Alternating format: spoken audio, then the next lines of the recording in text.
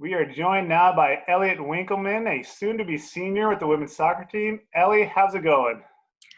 It's going well. I'm pretty consistently bored, but can't complain. Could be worse. So where are you right now? Are you at home? Yeah, I'm at home with my parents. They just moved to Boise, Idaho. So, Boise from where were you before that? Southern California, like Orange County. Nice. A little bit different over there in Boise than down in Cali?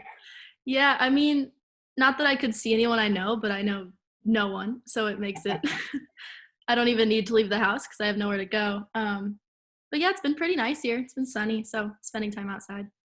Perfect. And let's talk a little bit more about the quarantine life. You mentioned your parents are there. Is that your quarantine team? Yep, it's just the three of us. Nice. What have you guys been doing to kind of pass the time? We've been doing a weird amount of puzzles, um, some like fun YouTube workout videos, trying to be creative. Then yeah, just a lot of spending quality time together. Very nice. Now, how is school going? It's dead week right now, correct? Yeah. You got finals coming up. Did the online classes, did that take some getting used to?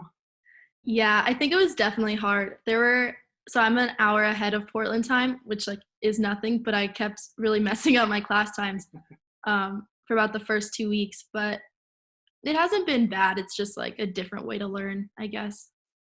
So And let's talk about the pilots a little bit. I've seen a couple of times on Twitter or Instagram that you guys have gotten together for some Zoom chats. How's the rest of your team doing? I think we're doing well. Yeah, we've talked with our coaches a good amount. And then we've started doing Zoom calls with our incoming like class of 2020, or 2024, I guess. So we like are getting to know them and trying to deal with that in case we don't get enough time to see them this summer. But everyone's doing well. Very nice. And spring season obviously cut short. And it's obviously difficult to talk about the future because there's still so much that's unknown right now. But just talk about your team and the direction you see your program going in. I think I think we were all pretty bummed that our spring was canceled, but looking at it like it's only our spring season, so there was still like we have a lot to look forward to. But I think there's a lot of positivity going on. Like we're all just trying to be as positive as we can to see each other in summer and get to spend that time together. And then, I mean, as you can see, like our program's totally on an upswing. So we're just excited to keep that momentum and get into the tournament. And as I mentioned before, you are going to be a senior. What are some of the things you're hoping to accomplish in the upcoming season, your final season? Um, I think just being more like impactful on the field. I'm hoping to get on the score sheet and score my first goal. I've been playing defense all 3 years, so hoping to finally get up there. But um, yeah, I think just like trying to be as impactful as possible and like work on stats and all that kind of stuff.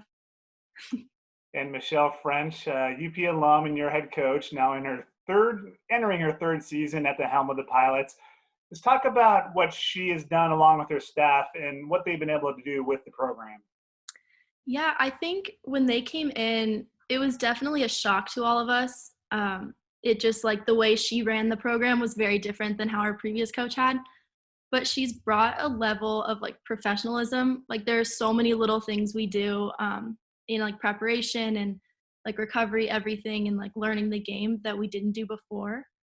And it's stuff that I would never had thought of, like that I would consider to be part of soccer. But now that we have it, like you could not win without it, kind of thing. So it's just, yeah, it's a lot more professional and it's a lot more organized and like just energetic, I guess. Switching gears a little bit now, we talked about it briefly off camera, but I haven't shaved in like 6 weeks. Thinking about shaving it off soon, though. Do you support that idea? Do you want to try to talk me out of it? What do you think?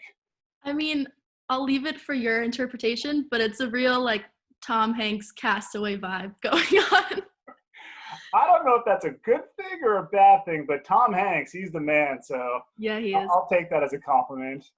You just need a volleyball to carry around. Some more, yeah, and it could fill out a little bit better, but I think this is as good as it's going to get, so I might have to lose this thing.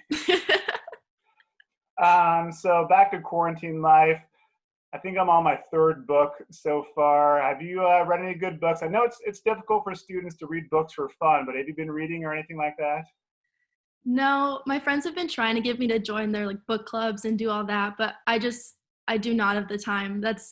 I have a week left of school and then I'll start reading, but I've been watching a lot of like shows and TV for to just like rest. My next question, what kind of shows have you been watching or movies, anything like that? Um, I just finished this series on Netflix called Unorthodox. I don't know if you've heard of it. It's about like the Hasidic, sorry, community in Brooklyn. Super interesting. You should watch it. It's like a 4-part little docu-series. A lot of the sports stations, ESPN, FS1, whatever. I've been showing on a replay of old games. I think I've watched the Ducks beat Wisconsin in the Rose Bowl like 3 times. Have you seen that? Have you been watching any of these old games? Yeah, I've been watching a lot of the women's national team. They've been replaying them like once a week. I have watched a couple of those as well. Now, if you personally could watch any game from history, any sport, college, professional, whatever, is there a game that you would love to see again? I'd have to say the US Canada game, the hockey game from like I want to say like 1980 in the Ooh, Olympics. Miracle on Ice, Yeah, absolutely. it's a Good great call. I'm sure you've seen the movie Miracle or something like that. yeah, for Decent sure. movie. Yeah. Um, as we mentioned, going to be a senior, going into your senior year. Let's take a moment to reflect. What has been your favorite moment or moments so far at University of Portland? Oh, there's so many. I think on the athletic side of it, I think there are two that really stand out. It's my freshman year. It was like our very first game. I think it was exhibition. I want to say against British Columbia. Um, and it was like we had been all told that like everyone was going to get the chance to play. And I just remember being like 17 years old and being so scared, but like so excited.